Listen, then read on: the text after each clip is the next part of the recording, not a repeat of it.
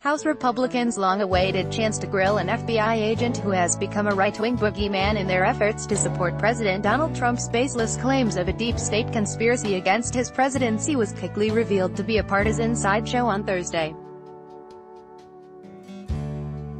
Peter Strzok is the FBI agent who was removed from a probe investigating potential collusion between Trump and his campaign staffers and the Russian government after it was revealed that he and his mistress had exchanged text messages that criticized the future president, as well as other politicians. On Thursday he testified before the House Oversight and Judiciary Committees. This article first appeared in Salon.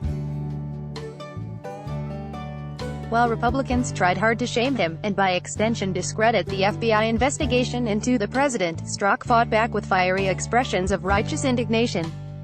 At no time in any of these texts did those personal beliefs ever enter into the realm of any action I took. The suggestion that I'm in some dark chamber somewhere in the FBI would somehow cast aside all of these procedures, all of these safeguards, and somehow be able to do this is astounding to me. It simply couldn't happen. Strzok told his congressional inquisitors on Thursday, according to CNN.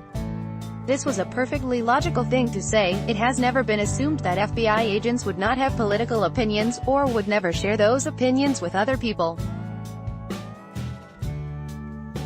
Indeed, the congressional Republicans blasting Strzok now weren't vocal or outraged when reports came out shortly before the 2016 presidential election indicating that a number of FBI agents had a pro-Trump, or at least anti-Clinton, bias. The key has always been that FBI agents should not allow their political opinions to influence their work, and for all of the wild accusations made about Strzok and Lisa Page, his lover, none have even come close to proving that their conversations were anything more than expressions of their own individual views. Trey Gowdy, the chairman of the House Oversight Committee, chose not to see things that way on Thursday.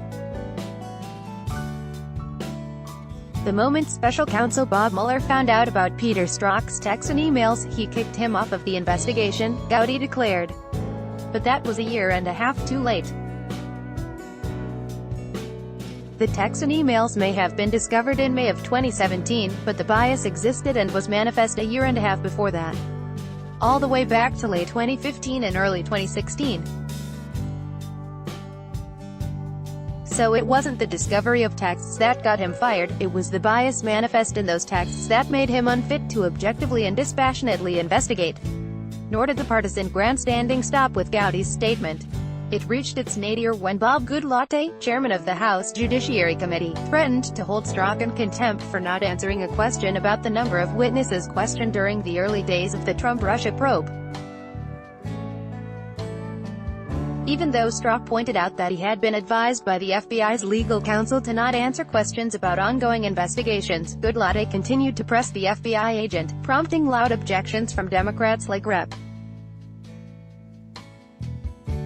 Jerry Nadler, the ranking member of the Judiciary Committee. When Strzok asked if he could speak with the FBI General Counsel, he was told that he could only speak with his own counsel. This isn't to say that Gowdy was done with his own posturing after that incident.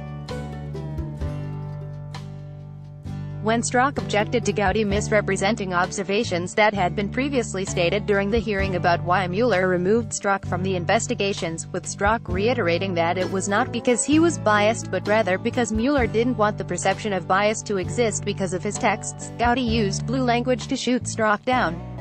"I don't give a damn what you appreciate, Agent Strzok. I don't appreciate having an FBI agent with an unprecedented level of animus working on two major investigations during 2016. Gowdy told Strzok. Holy shit. Picked out twitter.com/1DJ2WR6Lee, David Mack, at David Magow, July 12, 2018. The best response to this is the joint statement by Nadler and Rep. Elijah Cumming, DMD. This investigation is a political charade, a platform to elevate far-right conspiracy theories and undermine the special counsel's ongoing criminal investigation of the president and his campaign aides. Strzok's opening remarks are also notable. I understand we are living in a political era in which insults and insinuation often drown out honesty and integrity. I have the utmost respect for Congress's oversight role, but I truly believe that today's hearing is just another victory notch in Putin's belt and another milestone in our enemy's campaign to tear America apart. That is precisely it. It is inconceivable that the Republicans controlling Congress would be grilling Strzok about his personal text messages if they weren't pertaining to an investigation about President Trump.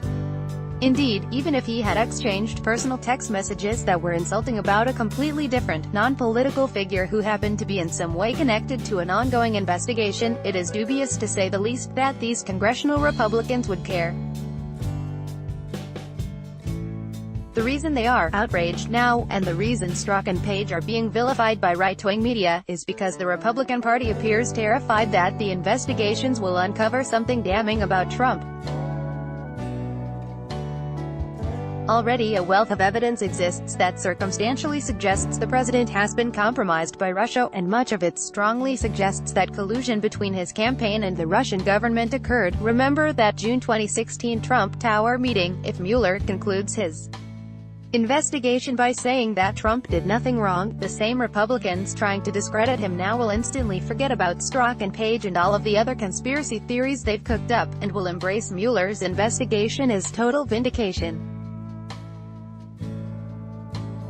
Because they have reason to believe that Mueller will not come back empty-handed. However, they feel the need to turn people against the investigator in order to save him and, presumably, themselves.